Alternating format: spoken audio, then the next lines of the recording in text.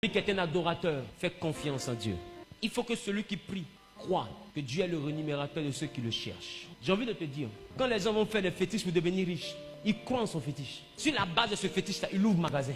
Pourquoi? Parce qu'il sait qu'il a un fétiche quelque part. Et puis il commence un commerce. Et puis il fait ses incantations. Pourquoi? Parce qu'il est sûr qu'il y a quelque chose derrière lui. Donc je veux te dire, de la manière les gens sont sûrs de leur fétiche, pourquoi toi tu n'arrives pas à être sûr de ton Dieu? Pourquoi? Il faut lui faire confiance. À partir d'aujourd'hui, fais confiance à Dieu. Toi, tu veux qu'il te démontre comment encore qu'il existe. Regarde ta vie, regarde ton parcours.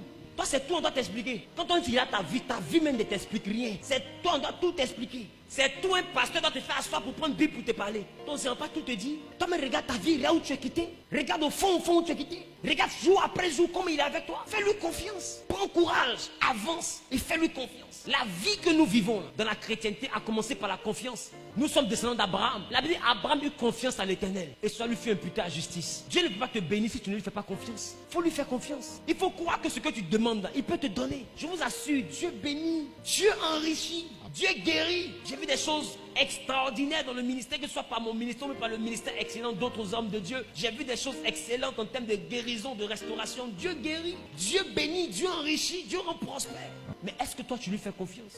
Tu dis oui, Dieu peut me bénir. Mais quand tu finis de dire ça là, est-ce que dans le fond toi-même tu lui fais confiance? Est-ce que vraiment tu lui fais confiance? Est-ce que tu n'es pas en train de faire confiance à un frère, à une soeur, ou bien à un oncle, ou à une tante, ou à un parent quelque part, ou à un contact, ou à un pointeur, ou à un mari, ou à une femme? À qui tu fais confiance? J'ai envie de te dire, les hommes sont comme des saisons, ils apparaissent et puis après ils disparaissent. Donc malheur à celui qui met sa confiance en l'homme. Il faut comprendre que c'est Dieu qui attire les hommes dans ta vie pour te bénir. Et chacun apparaît pour faire sa part. Et quand il finit sa part, il disparaît. Donc il ne faut pas en vouloir à ceux qui faisaient et puis qui ont disparu. Ils ont disparu parce qu'ils sont arrivés à leur terminus. Ils doivent descendre du bus. Et quand ils descendent, là, tu n'as pas remarqué, Dieu crée quelqu'un d'autre qui remonte dans ton bus pour t'aider à continuer. Le plus important n'est pas qu'il t'abandonne. Le plus important, c'est qu'est-ce que Dieu a prévu pour compenser le manque.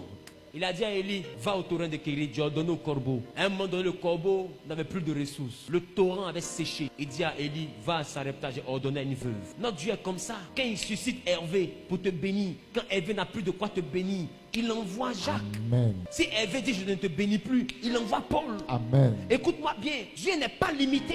Et j'ai envie de te dire, si les hommes te ferment une porte, pensant que c'est parce que eux ils te bénissent, ils te font du bien, que ta vie dépend d'eux, quand ils vont fermer la porte, Dieu va ouvrir un portail pour leur montrer Amen. que dans ton affaire là, ils sont petits. Dans ton affaire là, l'homme est petit. Ton affaire n'est pas simple. Tu cherches fétiche où? Toi-même ta vie n'est pas simple. Regarde bien ta vie, tu vas voir que toi-même tu es fétiche. Ta vie n'est pas simple. Regarde bien ta vie, tu vas voir. D'autres sont en train de dire 2022 est fini. Qui t'a dit 2022 est fini? Qui t'a dit 2022 est fini? Moi j'ai vu des gens à qui Dieu a donné 100 millions, 200 millions, 300 millions en émoi. Amen, je reçois. J'ai vu de mes yeux des gens à qui Dieu a fait ça. Qui t'a dit que 2022 est fini? Jusqu'à ce qu'on dise le 10 janvier, est-ce que tu sais ce qui peut t'arriver? Est-ce que toi tu sais ce qui peut t'arriver? Amen. Jusqu'à ce qu'on dise 31, est-ce que toi tu sais ce qui peut t'arriver? Celui qui fait confiance en Dieu, il regarde Dieu et puis il avance et il met son sort entre les mains de l'Éternel. Ceux qui sont riches et puis qui se fient à leur richesse, est-ce que tu sais ce que décembre aussi envoie? Voici Job, il était riche, il a dormi, s'est réveillé pauvre. Voici Joseph, il était prisonnier, il a dormi, s'est réveillé gouverneur. Mon ami, on peut quitter la prison, arriver au palais, on peut quitter le palais, arriver en prison. Même on a vu ça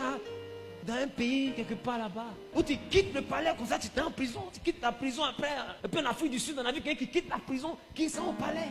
C'est-à-dire que prisonnier et puis président, les deux sur leur voiture pour me payer. Attends, prisonnier, ça va payer bien. Président, ça va payer bien.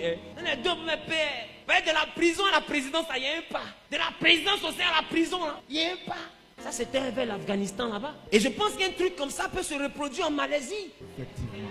Vers la Chine là-bas, on a vu des ministres, ils étaient milliardaires, ils sont morts sans avoir l'argent pour payer ordonnance. Tu peux croire ça?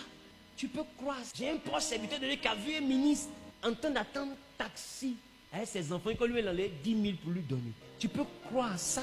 Dieu prend les petits, il les rend grands, il prend les grands, il les rend petits, c'est Dieu qui gère. Non, s'il fait ça à des gens et qu'il prend le grand, il le rend plat, il prend le petit, il le rend grand. Et toi?